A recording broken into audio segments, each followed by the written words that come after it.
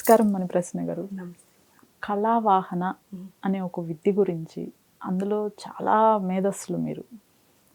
చాలా తక్కువ మందికి తెలుసు వీటి గురించి. ఏంటమ్మా అసలు కళావాహన అంటే ఏంటి? కళ, ఆవాహన. కళ అంటే ఏంటి అంటే కాంతి కిరణము అని అర్థం. ఆవాహన అంటే మన లోపలికి తెచ్చుకోవడం. హ్మ్. కళ ఆవాహన అంటే కాంతి కిరణాల్ని మన లోపలికి తెచ్చుకోవడం. ఇక్కడ మేము కొలిచే లలిత అమ్మవారు శ్రీ విద్యా ఉపాసనలో లలితాదేవికి 99 కళలు అంటే 99 కాంతి కిరణాలు ఉన్నాయి. ఆ 99 కాంతి కిరణాలని మళ్ళీ వాటిని చూడడానికి మన దగ్గరే ఎనర్జీ పాయింట్లు అంటే ఏంటి అంటే మీరు ఇప్పుడు రేకి అని, ఆక్యుపంక్చర్ అని, లేకపోతే ప్రాణిక్ హీలింగ్ అని ఇవన్నీ ఎలా ఉన్నాయో అదేవిధంగా శ్రీ విద్యా ఉపాసనకు వచ్చేసరికి 51 శక్తి కేంద్రాలు ఉంటాయి శరీరంలో. ఆ 51 శక్తి కేంద్రాల్లో మనము ఈ అక్షరాలు అంటే అక్షరాల ద్వారా శక్తిని ఎలా అంటే ఏంటి అంటే మనం మామూలుగా మాట్లాడుతున్నప్పుడు ఏమనుకుంటున్నాం అంటే మంత్రం చదివితేనే బీజాక్షరాలు అవి మంత్రాలంటే అందువల్ల అవి చదివితేనే మనకి శక్తి వస్తుంది అని అనుకుంటున్నాం. కానీ మనం మాట్లాడే ప్రతి మాట కూడా మంత్రమే. అది మనకి తెలియకపోవడం వల్ల ఏమవుతుంది, అనవసరంగా ఏదైతే రిపిటేటివ్గా రిపీట్ చేసుకుంటున్నామో అది మన లైఫ్లో. ఎందుకంటే మననాన్ త్రాయతే ఇది మంత్రః. మీరు ఏదైతే రిపిటేటివ్గా రిపీట్ చేస్తున్నారో ఆ రిపీట్ చేసింది మంత్రం అయిపోతుంది. అందుకే మన చిన్నప్పటి నుంచి కూడా చూడండి, బియ్యం అయిపోయాయని చెప్పడం, లేకపోతే దీపం ఆరిందని చెప్పడం అలాంటివి ఒప్పుకునేవారు కాదు. ఏంటంటే బియ్యం లేవు అని చెప్పడానికి ఇంట్లో ఆడవాళ్ళు ఏం చెప్పేవారు, బియ్యం నిండుకున్నాయండి అంటే నిండా ఉంది ఆ కుండ. ఎప్పుడు ఎలా ఉండాలట, నిండుకున్నాయంటే ఏంటి ఆ కుండ అంతా నిండుగా ఉంది అంటే దీపం కొండెక్కింది అంటే అంత కాంతి కనిపిస్తుంది. ఇప్పుడు కొండ మీద ఏదైనా దీపం పెడితే మొత్తం ఆ చుట్టూ అంతా ఎంత కాంతి వస్తుంది అంటే ఆగిపోయింది అని చెప్పడం ఏమవుతుంది, ప్రతిసారి అది చెప్పేసరికి అదే చీకటి మన లైఫ్లోకి వచ్చేస్తుంది అనమాట.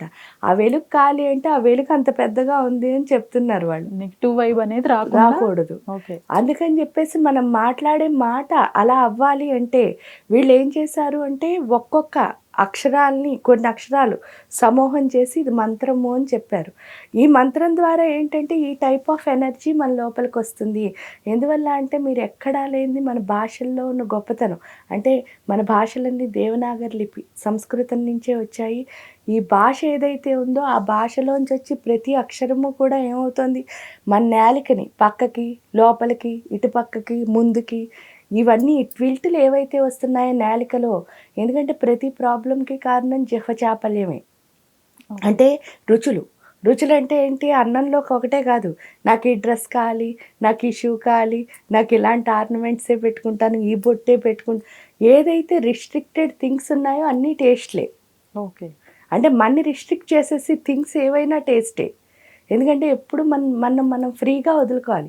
ఎప్పుడైతే ఈ టేస్ట్ అన్నది మన దగ్గర అంటే ఏంటంటే ఏదైనా అనుభవించగలిగే స్థితి ఎప్పుడొస్తుందో అప్పుడే మనం ప్రతి దాన్ని ఎంజాయ్ చేయగలుగుతాం. అంటే సినిమాని ఎంజాయ్ చేయొచ్చు, పూజని ఎంజాయ్ చేయొచ్చు. ఎప్పుడు అంటే ఆ బ్యాలెన్స్ ఎవరిలో రావాలి, పూజ చేస్తే సినిమా చూడనని ఉండకూడదు, సినిమా చూస్తే పూజ చేయనని ఉండకూడదు, రెండూ చేయొచ్చు. ఎప్పుడంటే బ్యాలెన్స్ ఉన్నప్పుడు, దేనికి అట్రాక్షన్ లోన్ అవ్వలేనప్పుడు. అది ఉండకూడదు అంటే మనలో జిహ్వచాపల్యం ఉండకూడదు. అందుకని కొన్ని అక్షరాలు కలిపి ఈ రకమైన శక్తి పుడుతుంది అని చెప్పారు. అదేవిధంగా కొన్ని అక్షరాలను కలిపి పలానా కాంతులు వస్తాయి. ఈ కాంతుల్ని మన లోపలికి ఎందుకండి ఇన్వోక్ చేసుకోవడం అంటే మన లోపల రాక్షసత్వం ఎప్పుడైతే ఉంటుందో, రాక్షసత్వం అంటే ఏంటి, మనం చెడ్డవాళ్ళమా, రాక్షసులు అంటే వేరే ఉంటారు, మానవులు అంటే వేరే ఉంటారు, దేవతలు అంటే వేరే ఉంటారు అని మన అభిప్రాయాలు. కానీ నిజం చెప్తే ఏంటి అంటే ఏ మానవుడైతే వాళ్ళ దైవత్వం నింపుకుంటాడో వాడు దేవత అవుతాడు. ఏ మానవుడైతే వాడి లోపల రాక్షసత్వం అంటే తమో గుణం ప్రబలిపోతుందో వాడు రాక్షసుడు అవుతాడు అంతే. ఇక్కడ రాక్షసత్వం అంటే ఏంటి, మన లోపల ఉన్న అనుమానమే రాక్షసత్వం, మన లోపల ఉన్న కాంపిటీషన్ కంపారిజన్నే రాక్షసత్వం, జలసీయే రాక్షసత్వం, భయమే రాక్షసత్వం. అంటే ఇవన్నీ మన లోపల ఉన్నప్పుడు ఏమవుతుంది అంటే వీటన్నిటిని ఎన్ని ఎమోషన్స్ ఉంటాయో అప్పుడు మనం నిజాన్ని చూడలేకపోతాం. అంటే మనకి ఇక్కడ జరుగుతున్న పరిస్థితిని మనం అర్థం చేసుకోలేకపోతాం. అన్నీ అబద్ధంగానే. ఆ అబద్ధంగా ఎప్పుడైతే కనిపిస్తున్నాయో నిజాన్ని మనం చూడలేకపోతున్నామో అప్పుడు ఆటోమేటిక్గా మనం ఏ స్థితిని కూడా ఎంజాయ్ చేయలేం. అందుకని మనం ప్రతి దాన్ని ఎంజాయ్ చేసి స్థితి రావాలి అంటే ఈ రాక్షసత్వం పోయి దైవత్వం రావాలి. దానివల్ల ఏమవుతుంది అంటే మనం హ్యాపీగా ఉంటాం ఫస్ట్ అన్నిటికంటే. ఏంటంటే ఏం చేసినా ఒకటే కాదు కదా, ఆనందంగా ఉండడం. ఆ ఆనందం అనే పదార్థం పేరే ఇక్కడ లలిత అంటే. ఎందుకంటే లలిత అన్న పదానికి అర్థం ఆనందము అని. అంటే లోకాన్ లాలిత్యతే ఇతి లలిత. లోకాలన్నిటినీ ఎవరైతే ఆనందం అనే ఉయ్యాల్లో ఊగిస్తారో ఆవిడ పేరు లలితట. అందుకని ఆవిడ కళల ఆవాహన అవ్వడం ద్వారా మన లోపల డార్క్నెస్ అంటే చీకటి ఎప్పుడైతే బయటకు వచ్చేస్తుందో, ఆ వెలుగు అన్నది లోపలికి వస్తుందో మన లోపల ఆటోమేటిక్గా లలిత అన్నది వస్తుంది. అంటే ఆ లలితత్వం, ఆ లాలిత్యం ఏదైతే వచ్చిందో ఆ లలితత్వం రాగానే మనం కూడా చాలా ఆనందంగా ఉంటాం, ఆ దేవత కింద మారుతాం.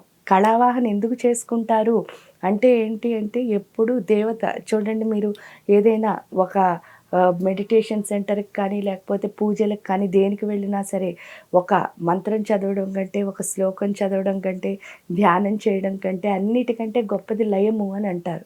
ఆ లయం అంటే ఏంటి అంటే, ఆ దేవత యొక్క శక్తిని మన లోపల ప్రతి క్షణం చూసుకోగలగడం. ఆ స్థితి అన్నది కళావాహన ద్వారా ఏర్పడుతుంది. అందుకని కళావాహన్ని మనం చేసుకుంటాం. ఇక్కడ ఏంటి అంటే, ఆ 99 కళల్ని కూడా అమ్మవారి దగ్గర ఉన్న వాటిని 9 పార్ట్ల కింద విభజించారు వాళ్ళు. అమ్మ, ఇక్కడ ఒక చిన్న సందేహం. ఉమ్. 99 కళలు అన్నారు. ఇవన్నీ కేవలం పాజిటివ్గానే ఉన్నాయా, నెగిటివ్గా కూడా ఉన్నాయమ్మా? అసలు నెగిటివిటీ అన్నది ఇక్కడ ఈ సృష్టిలోనే లేదు. ఓకే. ఓన్లీ ఉన్నది ఒకటే ఒక దాంట్లో. ఎందుకంటే అమ్మ సృష్టిలో ఒక్క క్షణం కూడా లోపం లేదు, ఏ విషయంలోనూ లోపం లేదు. అమ్మ సృష్టి అంతా పాజిటివే. అంటే కానీ నెగిటివ్ ఏంటంటే మానవుడి యొక్క ఆలోచన, దృష్టిలోపం. అదొక్కటే నెగిటివిటీ. మన దృష్టిని మార్చుకోవాలి అంటే తప్పకుండా మనం పూజ చేయాలి.